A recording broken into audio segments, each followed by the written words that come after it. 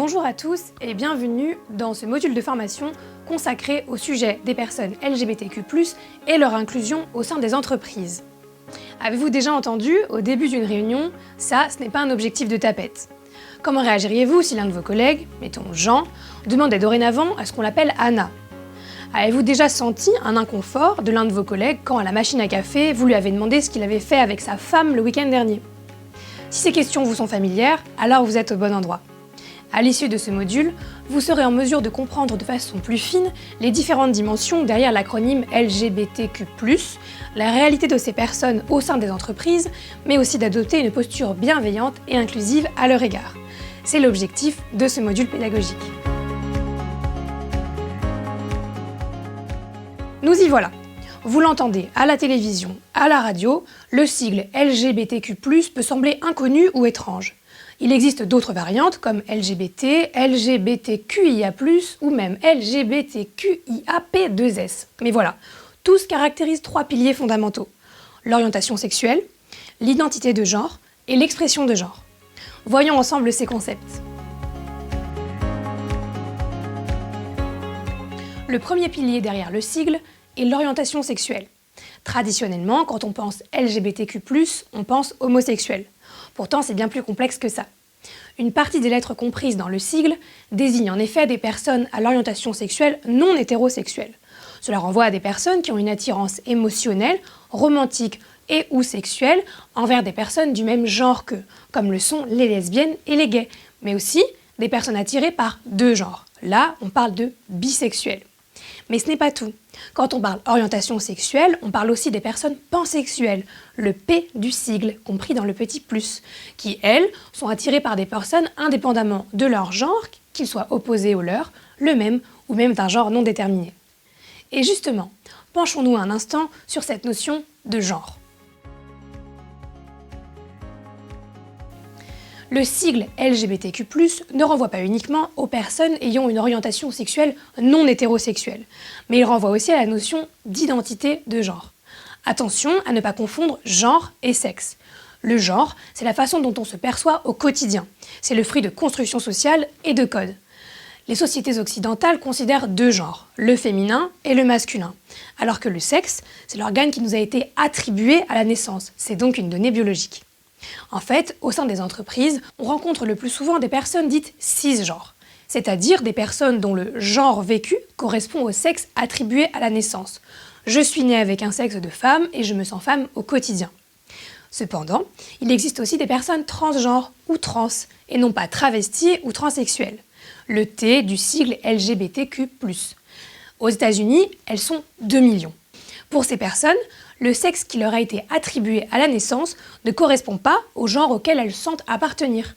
Je suis née femme, mais je ne me reconnais pas dans les codes ou les attitudes assimilées aux femmes, et je me sens appartenir au genre masculin. Parfois même, une personne peut se reconnaître dans aucun des deux genres, féminin ou masculin, de façon complètement arrêtée. On dira alors qu'elle est non-binaire. Enfin, un dernier pilier vient compléter ce qu'on intègre dans le spectre: l'expression de genre.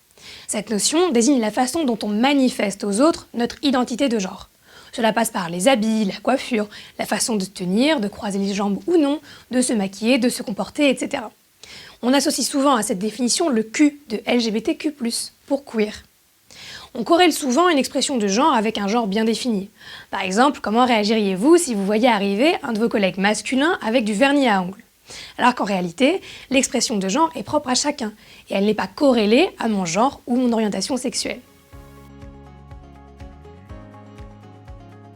Ok, donc nous avons vu que quand on parle LGBTQ+, on parle orientation sexuelle, identité de genre et expression de genre. Mais là, on peut légitimement se demander qu'est-ce que ça a à voir avec l'entreprise? Pourquoi devrait-elle s'intéresser au sujet? Après tout, les gens font ce qu'ils veulent dans leur vie privée. Eh bien, vous allez voir que c'est bien plus complexe que ça.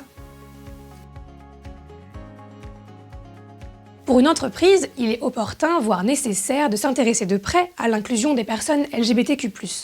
En effet, ce sujet fait partie des thématiques de diversité et inclusion, à la lumière de tout le travail historiquement mené pour l'égalité femmes-hommes, les personnes en situation de handicap, etc. Mettre en place une démarche en faveur des personnes LGBTQ+, c'est renvoyer un message fort que l'entreprise s'engage au-delà des aspects traditionnels de la diversité.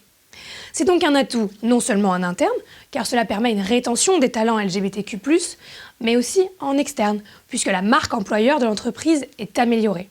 Elle attire plus de talents, notamment ceux de la génération Y et Z, qui sont très investis de ce sujet. Enfin, il a été montré que les entreprises qui s'engagent sur le sujet voient leur performance boursière s'améliorer. En fait, elles voient le prix de leur action augmenter par rapport à leurs concurrents sur un même marché. Cela s'explique de la façon suivante. Si les salariés se sentent accueillis dans leur entreprise, ils sont plus prompts à être productifs et l'entreprise entière voit sa valeur augmenter. Pour les salariés, donc, le sujet a également du sens. Il a été prouvé que les salariés des entreprises qui affichent clairement leur engagement pro-LGBTQ+, sont plus créatifs et plus innovants. En effet, échanger et collaborer avec des personnes issues de la diversité, quelle qu'elle soit, c'est encourager des points de vue différents et aussi développer des solutions plus innovantes, plus créatives et plus ouvertes.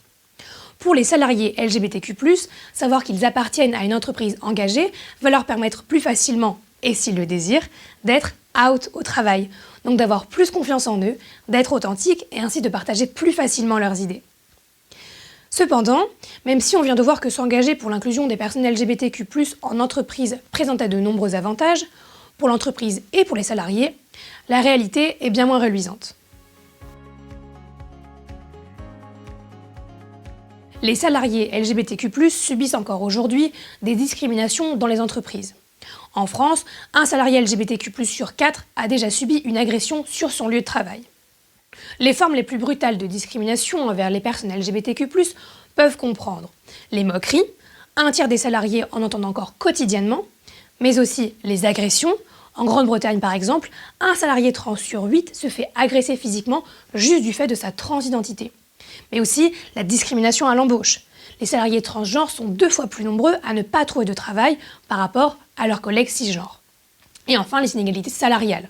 Lorsqu'un homme assume ouvertement son homosexualité ou sa bisexualité sur son lieu de travail, son revenu est de 30 à 32% inférieur par rapport à ses pairs hétérosexuels mariés. Mais la discrimination peut aussi prendre des formes plus pernicieuses, et les exemples sont pléthoriques. Les salariés LGBTQ+, sont très souvent ostracisés, mis à l'écart. Dans les discussions informelles, imaginez-vous devoir mentir sur votre vie privée ou sur le nom de votre partenaire.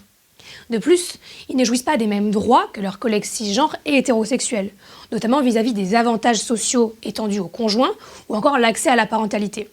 Imaginez-vous avoir un enfant, mais n'être aucunement reconnu comme parent aux yeux de la loi. Vous ne pouvez faire aucune démarche pour accompagner votre enfant et il peut vous être retiré à tout moment, puisque vous n'avez aucune autorité légale sur lui.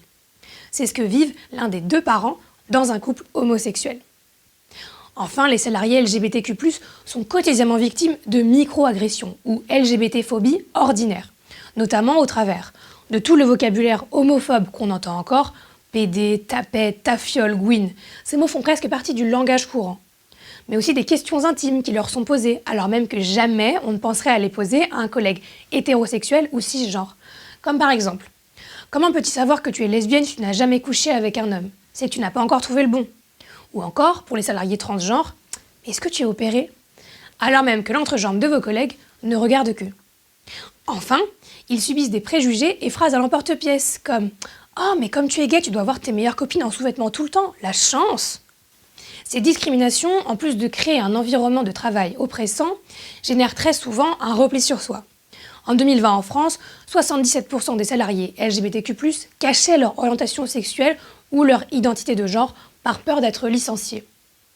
Pensez-vous que les salariés hétérosexuels vivent la même chose?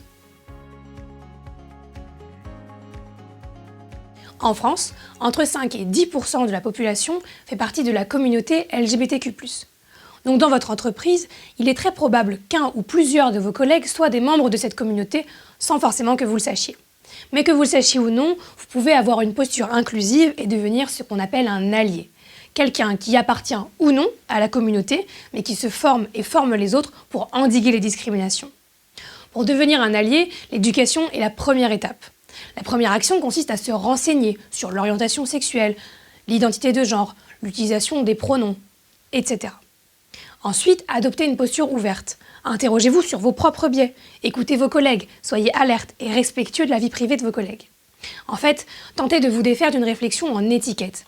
Au cours d'une vie, on évolue tous sur des échelles, qu'on s'en rende compte ou non. L'orientation sexuelle, l'identité de genre et l'expression de genre peuvent fluctuer et ne pas être définitives. Certaines identités ou orientations s'entremêlent. Tout le monde ne rentre pas forcément que dans une seule case et n'a donc pas une étiquette fixe. Chacun est libre de se définir de la façon dont il l'entend et il convient de respecter cette définition. N'hésitez pas également à poser des questions. Le sujet est complexe, en construction, et le spectre LGBT est évolutif. Ne vous sentez pas idiot si certains termes vous semblent confus ou que vous n'êtes pas sûr d'appeler quelqu'un correctement. Parlez-en directement avec la personne, au calme et dans un endroit sûr et bienveillant. Pour marquer encore plus les esprits, inversez les rôles. Diriez-vous un collaborateur hétérosexuel « À quel âge as-tu su que tu étais hétéro ?» ou « Qui fait l'homme et qui fait la femme dans ton couple ?» Eh bien, pour les collaborateurs LGBTQ+, c'est la même chose. Ces questions sont malvenues et sont de l'ordre du privé. Même sans en avoir forcément l'intention, elles mettent le salarié LGBTQ+, dans une posture inférieure. Par conséquent, une autre manière d'agir est de donner l'exemple. Relever ces formes de microagressions ainsi que toutes les formes de discrimination que nous avons mentionnées ensemble. Elles ne sont pas toujours intentionnelles, mais elles peuvent mettre très mal à l'aise vos collègues LGBTQ+. En reprenant poliment vos collègues, vous contribuez ainsi à limiter la discrimination ordinaire et créer un environnement de travail bienveillant. Ainsi, vos collègues LGBTQ+, auront moins de difficultés à faire leur coming out. Enfin, pour pousser encore plus votre implication, vous pouvez, au sein de votre entreprise, rejoindre ou créer un groupe de travail ou Employee Resource Group, c'est-à-dire un rassemblement volontaire de collaborateurs qui veulent agir en faveur de ce sujet de diversité et inclusion. Ce faisant, vous pourrez faire porter le sujet en plus haut lieu et ainsi véhiculer plus profondément le message d'inclusion de votre entreprise. Voilà, vous disposez à présent de quelques clés de lecture et d'action pour inclure plus efficacement vos collègues LGBTQ+. Merci à tous pour votre écoute et à très bientôt.